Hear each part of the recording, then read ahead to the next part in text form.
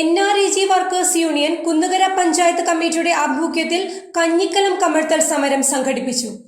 CPIM Aluva area secretary AP Udayakumar ഉദ്ഘാടനം ചെയ്തു. തൊഴിലുറപ്പ് ഫണ്ട് വെട്ടിക്കുറിച്ച നടപടി പിൻവലിക്കുക, തൊഴിലുറപ്പ് പദ്ധതി പരിമിതപ്പെടുത്തി ഇല്ലായ്മ ചെയ്യാനുള്ള കേന്ദ്ര നീക്കം അവസാനിപ്പിക്കുക, പണി സൈറ്റിൽ തന്നെ ഹാജർ രേഖപ്പെടുത്താനുള്ള സംവിധാനം പുനഃസ്ഥാപിക്കുക തുടങ്ങിയ നിരവധി ആവശ്യങ്ങൾ ഉന്നയിച്ചായിരുന്നു സമരം. NREG workers union Kunnukara panchayat കമ്മിറ്റിയുടെ ആഭിമുഖ്യത്തിലായിരുന്നു പ്രതിഷേധ സമരം. യൂണിയൻ സംസ്ഥാന വ്യാപകമായി ആഹ്വാനം ചെയ്ത സമരത്തിന്റെ ഭാഗമായിട്ടായിരുന്നു സമരം സംഘടിപ്പിച്ചത്. CPIM Aluva area secretary AP Udayakumar സമരം ഉദ്ഘാടനം ചെയ്തു.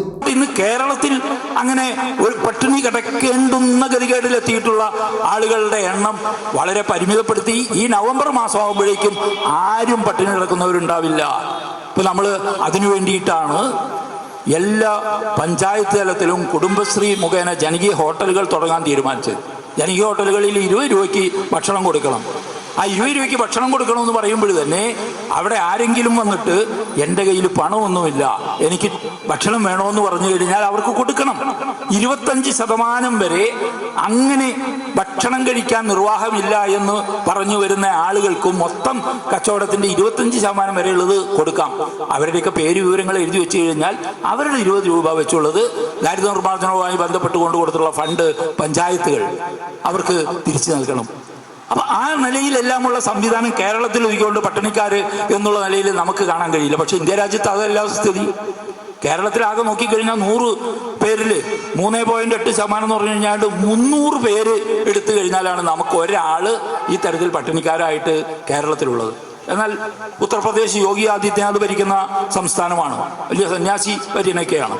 അവിടെ 100 പേരെ നിർത്തി കഴിഞ്ഞാൽ 38 പേരും ഈ തരത്തിൽ പട്ടിണിക്കാരായിട്ടുള്ള ആളുകളാണ്. അപ്പൊ അതാണ് ആ അന്തരം മനസ്സിലാക്കേണ്ടത്. അങ്ങനെ വിവിധ സംസ്ഥാനങ്ങളിൽ അതാണ് സ്ഥിതി. ഒരു നേരത്തെ ആഹാരത്തിന് പോലും നിർവാഹമില്ലാതെ കളിമണ്ണുരുട്ടി അത് ഭക്ഷണമാക്കി കഴിയുന്ന ആളുകൾ പോലും ഉണ്ട് എന്നുള്ളത് വാട്സാപ്പിലൊക്കെ ചിലപ്പോൾ നമ്മൾ ആ ഭീകരമായിട്ടുള്ള കാര്യങ്ങൾ കാണാറുണ്ട്.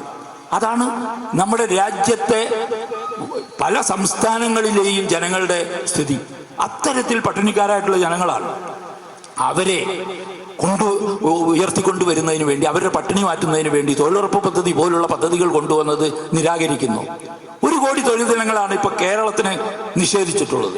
നമ്മൾ അതാണ് ഇങ്ങനെ ഒരു സമരം കേരളത്തിൽ പ്രത്യേകമായിട്ട്. ഇപ്പൊ നമ്മളെല്ലാ ഫണ്ടും കിട്ടിയതിനെ സംബന്ധിച്ച് ഓഡിറ്റ് നടത്തുന്നു. സോഷ്യൽ ഓഡിറ്റിലൂടെ 100% സോഷ്യൽ ഓഡിറ്റ് നടത്തി റിപ്പോർട്ട് കൊടുക്കുന്നു. അപ്പൊ അടുത്ത ഫണ്ട് നമ്മൾ വിനിയോഗിച്ചതിൻ്റെ തരാൻ കേന്ദ്ര ഗവൺമെന്റ് ബാധ്യസ്ഥമാണ്. പക്ഷെ ആ ഫണ്ടുകളെല്ലാം മനഃപൂർവ്വം വെട്ടിക്കുറയ്ക്കുകയാണ്. Union panchayat secretary AM Ashraf അധ്യക്ഷത വഹിച്ചു. CPM ലോക്കൽ കമ്മിറ്റി അംഗം EB സാബു സ്വാഗതം പറഞ്ഞു.